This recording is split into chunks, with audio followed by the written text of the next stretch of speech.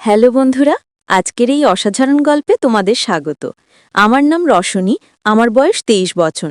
আমার বাড়িতে আমি, আমার মা, বাবা আর বড় ভাই থাকি। আমি এইমাত্র পড়াশোনা শেষ করেছি, কিন্তু এখনও ভবিষ্যতের কোনো পরিকল্পনা করিনি। বাবা চাকরি করেন, আর আমার ভাইও যেখানে কাজ পায় সেখানে হাত লাগিয়ে দেয়।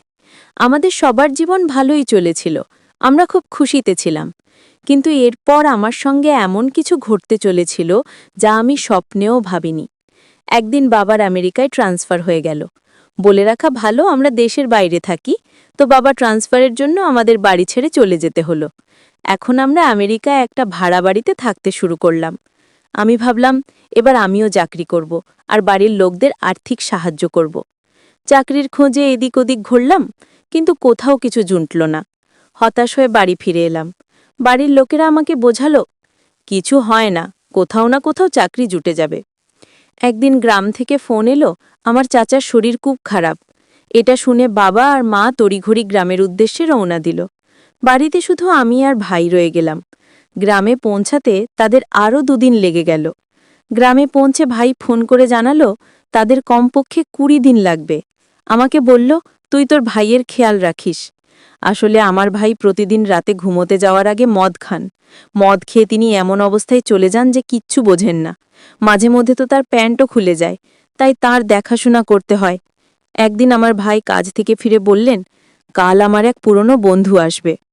আমি বুঝলাম আমার ভাই এবার মদ খাওয়ার প্ল্যান করছেন। পরদিন আমার ভাইয়ের ছুটি ছিল। আমরা দুজনে খাওয়া দাওয়া করে ঘুমিয়ে পড়লাম। সকালে আমি যখন বাড়ির কাজে ব্যস্ত, তখন দরজার বেল বাজল। দরজা খুলে দেখি 30 থেকে 35 বছরের একজন লোক দাঁড়িয়ে। তিনি জিজ্ঞেস করলেন, তুমি কি রাহুলের বোন? আমি হ্যাঁ বললাম।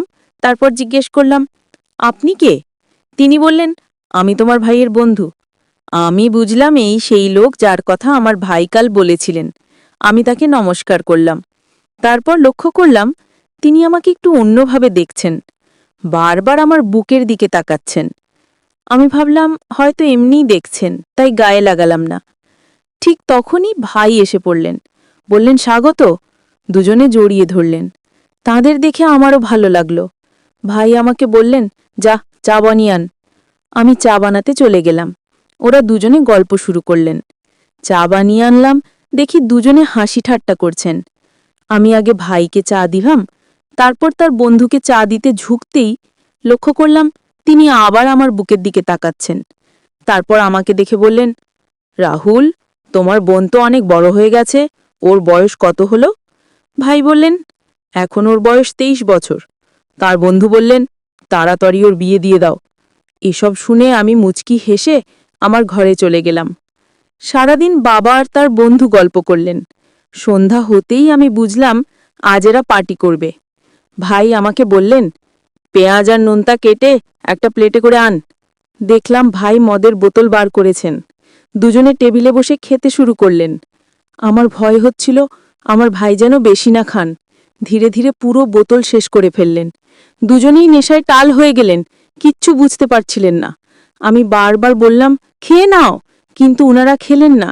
ভাই তো রোজই খান, তাই তাঁকে কোনো রকমে ঘরে শুইয়ে দিলাম। কিন্তু তার নেশায় এত বেশি হয়ে গিয়েছিল যে তিনি বাড়িও ফিরতে পারবেন না। আমি তাকে আমার ভাইয়ের সমান মনে করতাম, তাই ভাবলাম আজ এখানেই শুইয়ে দিই। তাকে ঘরে নিয়ে শোয়ানোর চেষ্টা করলাম, কিন্তু তিনি এত ভারী ছিলেন যে আমার পক্ষে নিয়ন্ত্রণ করা কঠিন হয়ে পড়ল। নেশায় কি যেন বকবক করছিলেন। অনেক চেষ্টা করেও তিনি নড়লেন না। ভাবলাম আরেকবার চেষ্টা করি। বড় কষ্টে তাকে দাঁড় করালাম। দাঁড় করাতেই তিনি 2 হাত আমার কোমরে রাখলেন। আমি ভাবলাম নেশায় আছেন তাই এমন করছেন, কিন্তু তারপর দেখলাম তিনি হাতটা ধীরে ধীরে নিচে নামিয়ে আমার পিছনে রেখে জোরে চাপ দিতে শুরু করলেন। আমি হঠাৎ তাকে ধাক্কা দিলাম, তিনি পড়ে গিয়ে সোফায় আছড়ে পড়লেন। আমি ভাবলাম নেশায় আছেন তাই এমন করেছেন। তাড়াতাড়ি তাকে সোফায় শুইয়ে কম্বল চাপা দিয়ে ঘুম পাড়িয়ে দিলাম। তারপর নিজের ঘরে গিয়ে শুয়ে পড়লাম। ঘুমাতে গিয়ে ভাবছিলাম ভাইয়ের বন্ধুকে ধাক্কা দেওয়া উচিত হয়নি। তিনি নেশায় ছিলেন, কিচ্ছু বুঝতে পারেননি। তিনি তো আমার ভাইয়ের সমান। সকালে তাড়াতাড়ি উঠে দেখলাম ভাই আর তার বন্ধু দুজনেই ঘুমোচ্ছেন। চা বানিয়ে ওনাদের জাগালাম, চা খাইয়ে দিলাম। দুজনে ফ্রেশ হয়ে গেলেন। ভাই কাজের জন্য তৈরি হতে লাগলেন। আমাকে বললেন, যা নাস্তা বানিয়ে আন। আমি নাস্তা বানাতে গেলাম। নাস্তা নিয়ে আসতেই দেখি ভাইয়ের বন্ধু বারবার আমার দিকে তাকাচ্ছেন। বুঝতে পারছিলাম না কেন এমন করছেন। হঠাৎ মায়ের ফোন এলো। বলল, চাচার সঙ্গে বাবারও শরীর খারাপ হয়ে গেছে, আমাদের তাড়াতাড়ি গ্রামে আসতে হবে। ভাই আমাকে বললেন, তুই এখানে থাক, আমি একা গ্রামে যাচ্ছি। আমি বললাম, ভাইয়া আমি একা এখানে কিভাবে থাকব, আমার ভয় করে।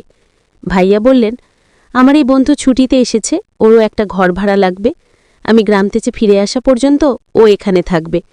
ভাইয়ের বন্ধু বললেন, ঠিক আছে। ভাই তাকে বললেন, আমার বোনের খেয়াল রেখো। ভাইয়ের বন্ধু বললেন, রাহুল তুমি চিন্তা করো না, আমি তোমার বোনের নিজের বোনের মতো দেখাশোনা করব। তারপর আমার ভাইও গ্রামে চলে গেলেন। বাড়িতে শুধু আমি আর ভাইয়ের বন্ধু রয়ে গেলাম। আমি ভাইয়ের বন্ধুকে বললাম, আমি খাবার বানাচ্ছি, তারপর দুজনে বসে খাব। ভাইয়ের বন্ধু হ্যাঁ বললেন। আমি খাবার বানিয়ে আনলাম, দুজনে বসে খেতে লাগলাম। খাবার সময় ভাইয়ের বন্ধু বারবার আমার দিকে তাকাচ্ছিলেন। তারপর বললেন, বোন তুমি খুব সুন্দর দেখতে। আমি ধন্যবাদ দিলাম। তারপর বললাম, কাল রাতে আপনি অনেক বেশি মদ খেয়েছিলেন। তিনি হেসে বললেন, আজ থেকে কম খাব। ধীরে ধীরে সন্ধে হয়ে এলো। ভাইয়ের বন্ধু বললেন, আমার জন্য একটা প্লেটে পেঁয়াজ আর নোনতা নিয়ে আনো তো।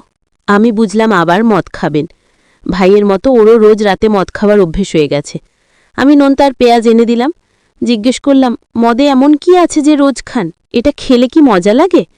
ভাইয়ের বন্ধু বললেন, হ্যাঁ এটা খেলে খুব ভালো লাগে। আমি বললাম, সত্যি? তিনি বললেন, একবার তুমিও খেয়ে দেখো। আমি আগে অনেকবার না বললাম, না আমি মদ খাবো না, কিন্তু তিনি খুব জেদ করলেন। শেষ আমি রাজি হয়ে গেলাম। ওনার সঙ্গে বসলাম। তিনি আমাকে এক গ্লাস মদ দিলেন। মদ খেতেই আমার মাথা ঘুরতে শুরু করল। তিনিও খেতে লাগলেন। এভাবে আমরা পুরো বোতল শেষ করে ফেললাম। আমার মাথা ঘুরছিল খুব, দাঁড়াতেও পারছিলাম না। দেখলাম ভাইয়ের বন্ধু উঠে জল খাচ্ছেন। আমার চোখে ঝাপসা দেখছিল, মাথাটা ভীষণ ঘুরছিল। তিনি আমার কাছে এসে বললেন, তুমি চিন্তা করো না, তোমার বাবা আর চাচা দুজনেই ঠিক হয়ে যাবে। তারপর আমাকে জড়িয়ে ধরে শক্ত করে চেপে ধরলেন। দুই হাত আমার কোমরে রেখে বললেন, তুমি চিন্তা করো না, নিশ্চিন্ত থাকো, আমি সবসময় তোমার সঙ্গে আছি। আমি নেশায় ছিলাম, তাই কোনো রকমে কথা বলতে পারছিলাম না। নেশা এত বেশি হয়ে গিয়েছিল যে হাঁটতেও পারছিলাম না। তারপর মাটিতে পড়ে গেলাম। ভাইয়ের বন্ধু আমাকে কোলে তুলে তার ঘরে নিয়ে শুয়ে দিলেন। দরজা বন্ধ করে আমার পাশে শুয়ে পড়লেন। বাইরে খুব জোরে হাওয়া বইছিল।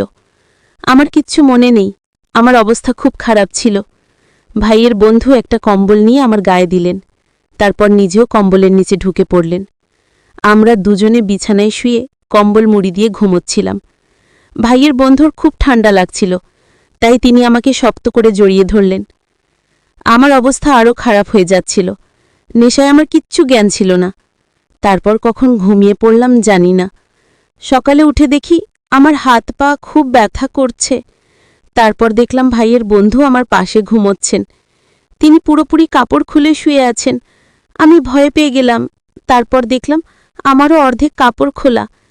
আমি আরও ঘাবড়ে গেলাম। বিছানা থেকে নামতে গিয়ে খুব জোরে ব্যথা অনুভব করলাম, সারা শরীরে ব্যথা। তাড়াতাড়ি কাপড় পরে হাঁটার চেষ্টা করলাম, কিন্তু ব্যথার জন্য হাঁটতেও কষ্ট হচ্ছিল। ব্যথা এত বেশি ছিল যে আমি বুঝে গেলাম রাতে ভাইয়ের বন্ধু আর আমার মধ্যে কিছু ভুল হয়েছে। আমি ভয় কাঁদতে শুরু করলাম। মনে মনে ভাবতে লাগলাম, যদি এটা বাড়ির লোকেরা জানতে পারে তাহলে কি করব। তারপর তাড়াতাড়ি গোসল করে তৈরি হয়ে নিলাম। বাইরে আসতেই দেখি ভাইয়ের বন্ধু সেখানে আছেন। তিনি আমাকে জিজ্ঞেস করলেন, কাল রাতে মদ কেমন লাগলো, ঘুম কেমন হলো?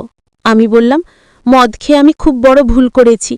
ভাইয়ের বন্ধু বললেন, কিচ্ছু হয়নি, আমার তো কাল রাতে খুব মজা লেগেছে। আমার জীবনের সবচেয়ে বড় দিন ছিল, এমন দিন আর আসবে না।